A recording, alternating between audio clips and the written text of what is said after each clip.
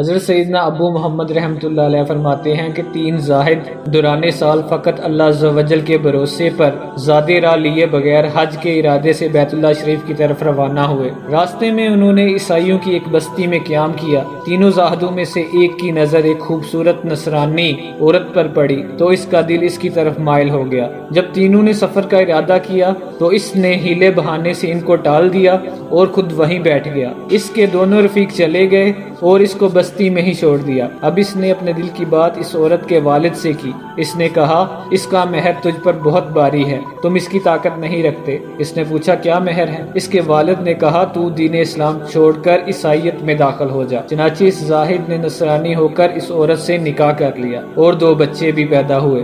آخرکار وہ نصرانیت پر ہی مر گیا۔ جب اس کے دونوں ساتھی سفر سے واپس آئے تو اس کے متعلق دریافت کیا تو انہیں بتایا گیا کہ وہ تو نصرانیت میں مر چکا ہے اور نصرانیوں نے اسے اپنے قبرستان میں دفن کر دیا ہے۔ تو وہ اس کی قبر پر تشریف لے گئے۔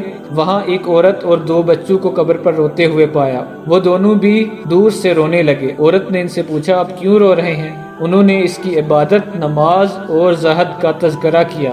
جب عورت نے یہ سنا تو اس کا دل اسلام کی طرف مائل ہوا اور وہ اپنے دونوں بچوں سمیت اسلام لے آئی۔ حضرت سیدنا شیخ ابو محمد رحمۃ اللہ علیہ یہ واقعہ بیان کرنے کے بعد فرماتے ہیں، سبحان اللہ عز و جل، جو مسلمان تھا کفر پر مرا اور جو کافر تھا اسلام لے آیا۔ تو مسلمانوں کو چاہیے کہ اپنے انجام سے ڈرتے رہیں اور اللہ عز و جل سے حسن خاتمہ کا سوال کرتے رہیں۔